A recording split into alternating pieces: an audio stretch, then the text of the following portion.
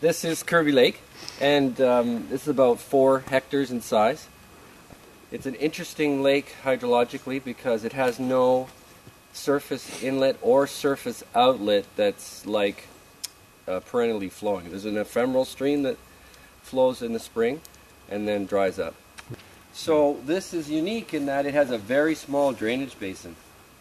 So I've talked to the hydrologic guys in Prince George, and we've come up with the theory that it's pretty much groundwater fed, stream fed, this lake. So as we pull water out, stream water is coming in to create the hydrologic balance.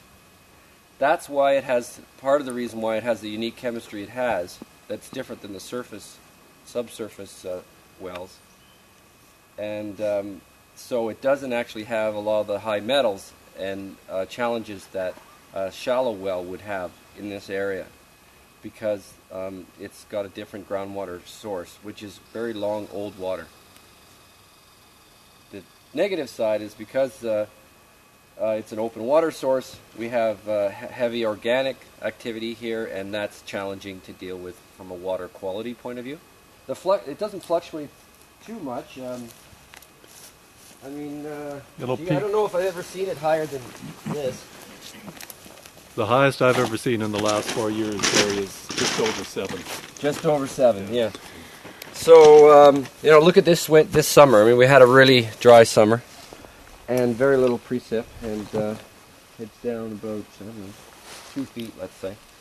Basically, the way this is engineered is they built this shallow, they built a perforated well housing here, and at least that was our understanding, and then backfilled a trench to the lake with gravel of different sizes. So it's all gravity fed. The big plus of our whole system is that, you know, this is pretty much above grade for 90% of the residents. You're probably one of the exceptions where you have to pump it up. Like, what's the substrate of the lake? Do we know?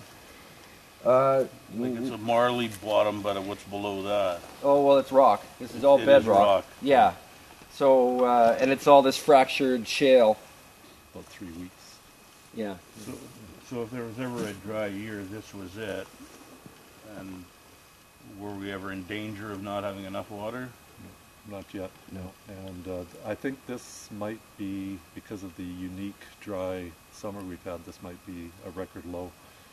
There is some concern that this infiltration gallery could, I mean, you know, if we got an unusual fall with, you know, a hard freeze without any snow, that the ice could go down. But I'm pretty sure we'll be all right, because this is at least, the intake down there is at least 6 feet down. So let's do the math from here. So the actual water is coming in to feed that. So we take this, basically we only take this lid off if we have a major problem, and we've only done that once where we had to get a pump and pump water into it to force that airlock out. So the pipe is actually bent up and over right here. And this is where we have developed, I think, twice airlocks. So the idea was to put in a bleed valve here with a stop there. So annually or twice a year, this should be bled in case any air is accumulating in the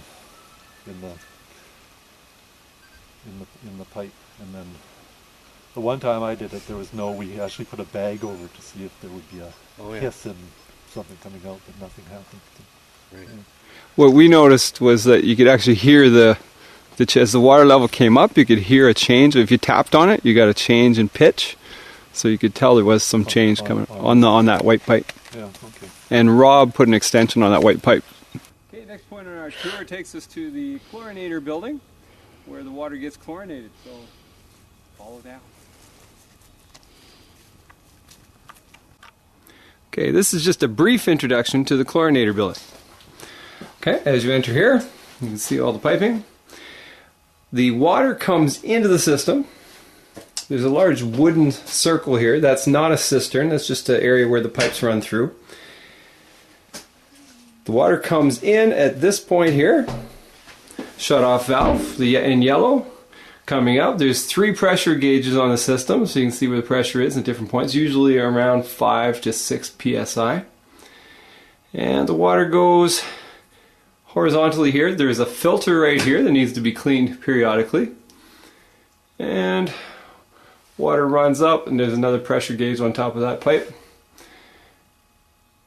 And water runs along the main line. At that point you see the flow meter. The flow meter is where we record the volume of water. It's recorded daily to see how much volume we use. That's how we know if there's a leak.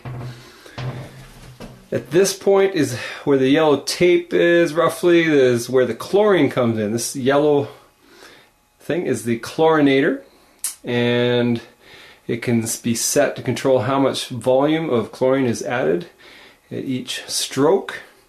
And the stroke is coordinated with the volume, the flow of water. So each time there's a click, there's an injection of chlorine into the system. As there's more flow, there'll be more clicks. Okay, water follows down there. There's our 3rd pressure gauge. And water follows down and then leaves the building as it goes, branches out. The other piping, this is for the pump well, where it comes in to the system and then it gets chlorinated. And this pressure tank in the corner and the piping there is for the alternate well. In the far corner here, this is where water is going to another pressure tank which feeds the 4 houses that are on the pump well.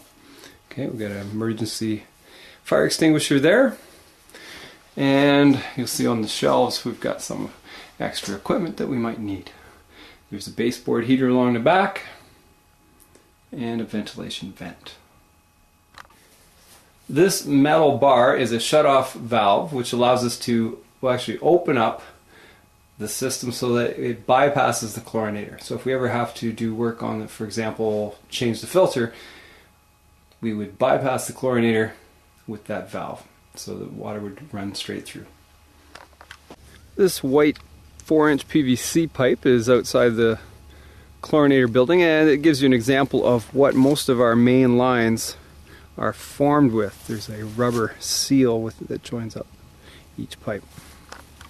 To the left of the chlorinator building, you'll see 3 shut-off valves, and those valves allow to control lot 14, lot 15, and this smaller one down here shuts off the 4 pump well lots. Just past that we have another cistern. This cistern is referred to as the pump well, and this is what stores the water that is then pumped up to the 4 lots, which are Clark's, Banstra's, Reed's, and Copefle's. Now the water line continues to run down Fir Road, just off the road to the right as you're going down. And then further along you see another cistern. This cistern is referred to as the alternate well. The alternate well is a surface well which allows us to collect groundwater. It is not suitable for use year-round. It runs dry in the fall often. And the one problem with that water is it's high in manganese, which cannot be chlorinated. But it has run the whole system at certain times. When once there was an airlock, we ran for 2 days on the alternate well. So it's a backup system which allows us to use groundwater rather than lake water. Now the water line runs down the side of the road.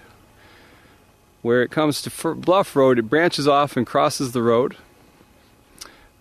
And you'll see 2 pipes for shut-off valves, one to Fir, one to Bluff.